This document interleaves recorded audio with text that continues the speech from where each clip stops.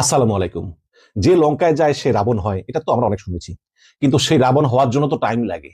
BNP সরকার ক্ষমতায় আসছে 2 মাস হয়েছে, অলরেডি তারা রাবণ হয়ে গেছে, যেটা শেখ হাসিনার আহ লাগছিল 2-3 বছর। দেখুন, অনেকে আমাকে বলে গুপ্ত জামাত, আমি ভাই চুপ থাকতে পারবো না।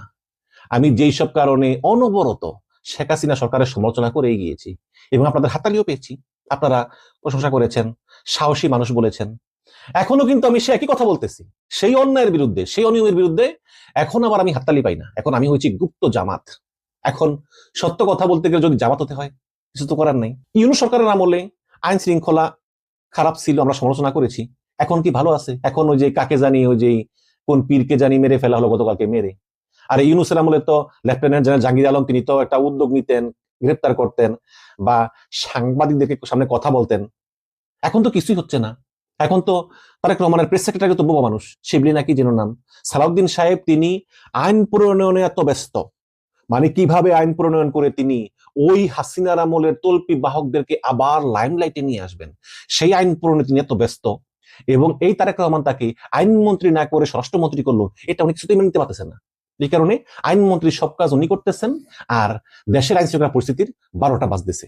যেমন হিজড়া সন্দেহে নাকি ওই খুব মারধর করলো ঢাকা শহরে।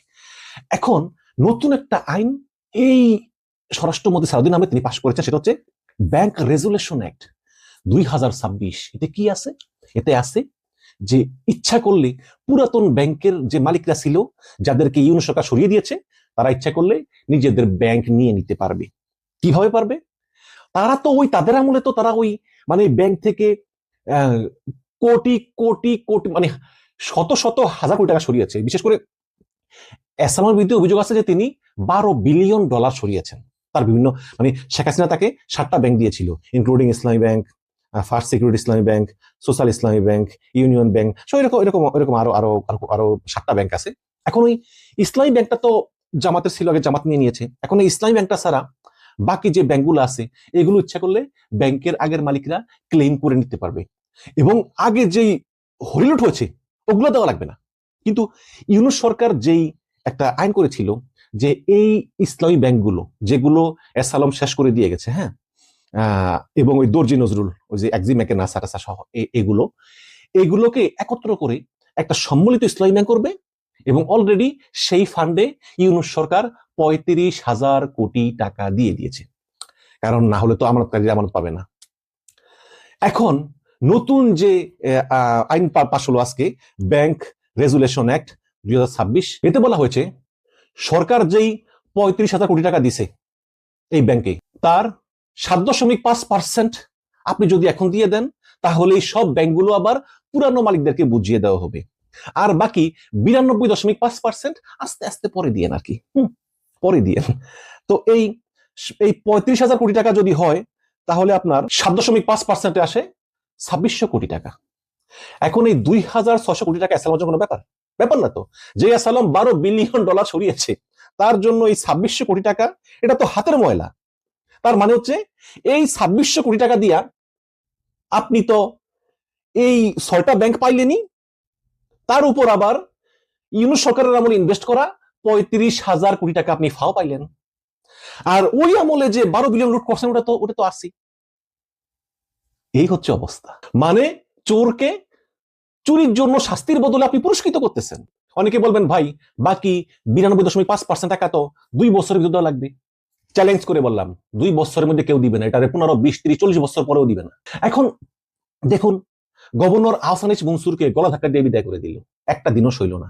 তারপর নিয়োগ দেওয়া হলো কাকে? মোস্তাক রহমানকে, যিনি একজন কাপড় ব্যবসায়ী। এবং তিনি পরদিনই করলেন কি, আব্দুল আউয়াল মিন্টুর ব্যাংক, ন্যাশনাল ব্যাংকে 1,500 কোটি টাকা তিনি আবার দিলেন। পরে নেত্রনিউজ থেকে শোনা গেল যে এই মোস্তাক রহমান হচ্ছে নতুন গভর্নর। মোস্তাক রহমান তিনি হচ্ছেন এই এসালমের ভাই লাবুর বিজনেস পার্টনার। তার মানে সেই এসালম মনোনীত ব্যক্তিকেই গভর্নর বসানো হলো এই ব্যাংক রেজুলেশন অ্যাক্ট 2026 পাস করার জন্য। এখন আমরা তো শুনতাম আওয়ামী লীগের আমলে যে এসালম নাকি বিএনপি লোকদেরকে নিয়মিত পয়সা দেয়, বিশ্বাস করতাম না। কিন্তু এখন কি বিশ্বাস করার মতো গ্রাউন্ড তৈরি হচ্ছে না? তার মানে হচ্ছে আপনি তো সবকিছুই সে আওয়ামী লীগের মতো করতেছেন। এখন শুধু আওয়ামী লীগের মতো গুম খুন শুরু করাটা আর তত্ত্বাবধায়ক সরকার ব্যবস্থা বাতিল করাটা, এই দুইটা রয়ে গেছে। এই দুইটা হয়তো হবে পরবর্তীতে, আমার মনে হয় হতে পারে, অস্বাভাবিক কিছু না। শেখ হাসিনাকে একসময় ফেরেশতা মনে করতাম, কথাবার্তা ফেরেশতার মতো বলতো, তারপর তো কি হয়েছে আপনারা দেখেছেনই। আমি একটু পড়ে শুনাই। সদ্যপ্রণীত ব্যাংক রেজুলেশন অ্যাক্ট 2026 প্রাক্তন মালিকদের তুলনামূলক সহজ শর্তে একত্রীভূত হওয়া ব্যাংকগুলোর নিয়ন্ত্রণ ফিরে পাওয়ার পথ প্রশস্ত করেছে। এই পদক্ষেপটিকে অন্তর্বর্তীকালীন সরকারের ব্যাংকিং সংস্কারের একটি বিপরীতমুখী পদক্ষেপ হিসেবে দেখা হচ্ছে। এটা ডেইলি স্টারের খবর। এই আইনের অধীনে একীভূত হতে চলা বা একীভূতকরণের জন্য তালিকাভুক্ত ব্যাংকগুলোর প্রাক্তন পরিচালক, মানে যারা আগে পরিচালক ছিল এসালামেরা বা মালিকরা, ব্যাংকগুলোকে পুনরুদ্ধারের জন্য সরকার বা বাংলাদেশ ব্যাংক কর্তৃক প্রদত্ত অর্থের 7.5% অগ্রিম পরিশোধ করে ব্যাংকটা নিয়ে নিতে পারবেন। অবশিষ্ট 92.5% অর্থ 2 বছরের মধ্যে 10% সরল সুদে পরিশোধ করতে হবে। সংস্কার অভিযানের অংশ হিসাবে অন্তর্বর্তীকালীন প্রশাসন 2025 সালের মে মাসে, মানে ইউনূস সরকার, ব্যাংক রেজুলেশন অর্ডিন্যান্স 2025 অনুমোদন করেছিল, যার আওতায় 5টি সমস্যাগ্রস্ত শরিয়া ভিত্তিক বেসরকারি ব্যাংকে সম্মিলিত ইসলামী ব্যাংক নামে একটি রাষ্ট্রায়ত্ত প্রতিষ্ঠানে একীভূত করা হবে বলে পাশ করা হয়েছিল। ব্যাংকগুলো হচ্ছে ফার্স্ট সিকিউরিটি ইসলামী ব্যাংক, সোশ্যাল ইসলামী ব্যাংক, ইউনিয়ন ব্যাংক, গ্লোবাল ইসলামী ব্যাংক এবং এক্সিম ব্যাংক। সরকার ও বাংলাদেশ ব্যাংক একীভূত ব্যাংকটিকে মূলধন হিসাবে 35,000 কোটি টাকা বিনিয়োগ করেছিল ইউনূস সরকার, এবং কেন্দ্রীয় ব্যাংকও ব্যাংকটিকে অতিরিক্ত তারল্য সহায়তা প্রদান করে। এবং তৎকালীন ব্যাংক রেজুলেশন 2025 অনুযায়ী সাবেক মালিকরা এই ব্যাংকের কার্যক্রমের সঙ্গে কোনো মতেই জড়িত থাকতে পারবে না, কারণ তাদের অনেকেই এই ব্যাংকগুলোকে ধ্বংস করার পিছনে কুশীলব ছিল এবং আর্থিক কেলেঙ্কারি, ঋণ জালিয়াতি এবং আত্মসাতের অভিযোগে অভিযুক্ত ছিলেন, ইনক্লুডিং এসালম। এবং এই 5টা ব্যাংকের 4টা ব্যাংকের পরিচালনা পর্ষদে ছিল বিতর্কিত এসালম, যার নেতৃত্বে ছিলেন এটা চেয়ারম্যান সাইফুল আলম। অন্যদিকে এক্সিম ব্যাংক ছিল নাসা গ্রুপের চেয়ারম্যান নজরুল ইসলাম ওরফে দর্জি নজরুলের নিয়ন্ত্রণে। অর্থমন্ত্রী আমির খসরু মাহমুদ চৌধুরী অধ্যাদেশটি সংসদ উত্থাপন করার পর বিএনপির নেতৃত্বাধীন সরকার শুক্রবার এটিকে সংশোধন করে আইনে পরিণত করে, এবং বাংলাদেশ ব্যাংকের কর্মকর্তারা দ্য ডেইলি স্টারকে বলেছেন যে যদি এসালম এই ব্যাংক ফিরে পায় তাহলে আমানতকারীরা তাদের টাকা ফেরত পাবেন কিনা তা নিয়ে কিন্তু নতুন করে উদ্বেগ রয়ে গিয়েছে। তারা আরো বলেন যে কোনো ব্যাংক তার পূর্ববর্তী মালিকদের কাছে ফিরিয়ে দেওয়া হলে তা সহজে আর ফিরিয়ে নেওয়া যাবে না। এক কর্মকর্তা আরো বলেন যে এতে সন্দেহ তৈরি হয় যে তারা এই মানে আগের মালিকরা এই ব্যাংকগুলো সঠিকভাবে চালাতে এবং সম্পূর্ণ আইন ও নিয়ন্ত্রক বিধান মেনে চালাতে সক্ষম হবেন কিনা। তিনি আরো যোগ করেন যে পূর্ববর্তী মালিকদের ফিরে আসার কারণে চলমান একত্রীভূতকরণ প্রক্রিয়া বাধাগ্রস্ত হতে পারে। হবেই না, এই যে 5টা ব্যাংকে এক করা, এটা হবে না। আর নতুন আইন সম্পর্কে মন্তব্য জানতে চাইলে বিশ্ব ব্যাংকের ঢাকা অফিসের সাবেক প্রধান অর্থনীতিবিদ জাহিদ হোসেন সতর্ক করে বলেন যে এই আইনটি অতীতের সংস্কার প্রচেষ্টাকে দুর্বল করে দেবে। তিনি বলেন এই আইনের অধীনে যদি সেই পূর্ববর্তী মালিক যেমন এসালম বা দর্জি নজরুলরা ফিরে আসে, তাহলে এই একীভূতকরণের পর সৃষ্ট নতুন কাঠামোর অখণ্ডতা নষ্ট যেতে পারে। সেক্ষেত্রে একীভূতকরণ সম্পর্কিত সমস্ত কাজ কার্যত কার্যহীন হয়ে পড়বে। তিনি বলেন যে এটা ব্যাপকভাবে স্বীকৃত যে এই ব্যাংকগুলোর ঋণের একটা বড় অংশ ইতিমধ্যেই খেলাপি হয়ে গিয়েছে, যেমন এসালমরা নিজেরাই লুটপাট করে নিচ্ছে যে মানে ঋণগুলো, এবং এই ঋণের বেশিরভাগগুলোই মালিক পক্ষ নিয়েছিল, জাহিদ হোসেন বলতেছেন। এবং জাহিদ হোসেন বলতেছেন যে এই দুর্দশার দায় স্পন্সর এবং সংশ্লিষ্ট ঋণ গ্রহীতাদের। তাদের ফিরে আসার অনুমতি দেওয়া হলে, মানে তাদের হাতে আবার ব্যাংক দেওয়া হলে একটা ক্ষতিকর নজির সৃষ্টি হবে বলে তিনি যুক্তি দেন। এবং তিনি বলেন যে এই যে আর্থিক খাতে দায় মুক্তি সংস্কৃতি, এটাকে আরো শক্তিশালী করবে, যেখানে অন্যায় শাস্তি হয় না বরং অন্যায়কারীকে পুরস্কৃত করা হয়। এর ফলে সুশাসন আরো দুর্বল হয়ে পড়বে। এবং জাহিদ বলেন যে এত সংস্কার নিরীক্ষা এবং একটি আনুষ্ঠানিক একীভূতকরণ প্রক্রিয়ার পরও যদি একটা আইনের মাধ্যমে বিএনপি সরকার সবকিছু উল্টে পাল্টে দেয়, তবে প্রাতিষ্ঠানিক সংস্কার দায়িত্ব নিয়ে গুরুতর সন্দেহ তৈরি হয়। এবং তিনি আরো বলেন যে এই আইনটি সংকটের জন্য দায়ীদের জবাবদিহি করার পরিবর্তে তাদেরকে আরো পুরস্কৃত করা হয়েছে। এখন দেখেন, বিএনপির ভিতরে কোনো যোগ্য লোক নাই, কোনো ইন্টারন্যাশনাল লবিং করার মতো লোক নাই, এক খলিলুর রহমান ছাড়া। তিনি ইরান নিয়ে এখন লেজে গোবর অবস্থা করেছেন। এখন এই যে ব্যাংক রেজুলেশন অ্যাক্ট, এটাতে এসালমকে আবার ফিরিয়ে আনা হচ্ছে, তারপরে গুম অধ্যাদেশ বাতিল করে দেওয়া হলো, দুর্নীতি দমন কমিশন অধ্যাদেশ, আরো কি অধ্যাদেশ বাতিল করে দেওয়া হলো। দেখেন এই যে এই গুম নিয়ে আর কোনো খবর টবর নেই। যে বিএনপির এত নেতাকর্মী গুম হয়েছে, সেই বিএনপি গুম অধ্যাদেশ বাতিল করে দিল। এখন বিএনপি বলতেছে এই গুম অধ্যাদেশের চাইতে একটা ভালো অধ্যাদেশ আমরা উপহার দিব। তো দেন, আমরা আশায় থাকলাম, কিন্তু জানি কিছুই হবে না।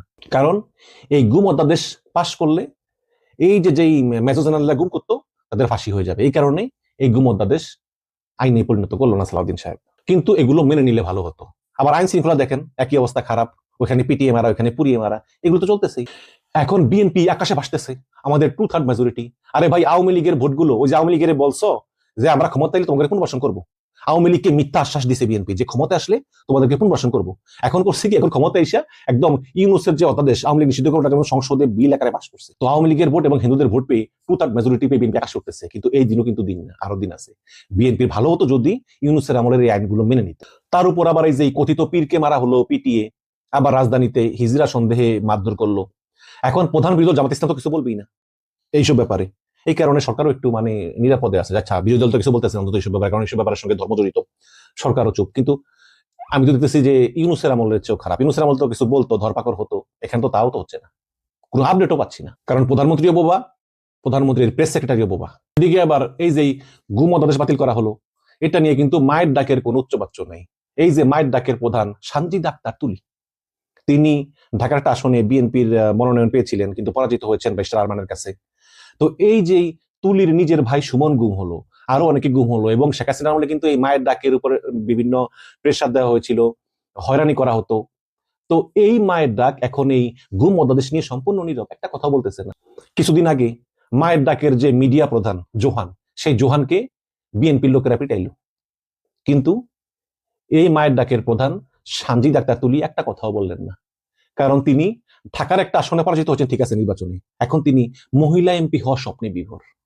হ্যাঁ, তো এই মহিলা এমপি হওয়ার জন্য তিনি এই এতগুলো গুম হওয়া পরিবারের সঙ্গে বেইমানি করলেন।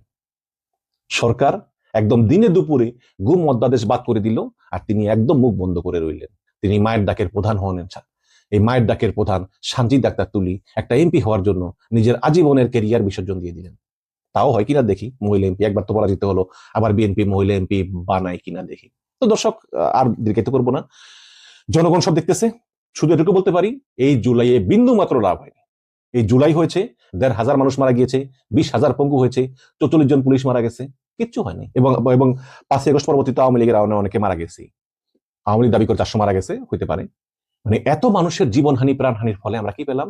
কিছুই পেলাম না। সেই যেই লাউ সেই কদু, মানে ওই যে বলতে হয় যে নতুন বোতলে পুরানো মদ, এটাই আমরা দেখতেছি। আমি আসলে এই দেশ নিয়ে কি করব, মানে আমি আশাবাদী মানুষ, আমি আশাবাদী থাকতে চাই, বাট মাঝে মধ্যে জানেন খুব হতাশ হয়ে পড়ি, খুব কষ্ট হয়। আর মুখ তো বন্ধ রাখতে পারবো না, তাই না?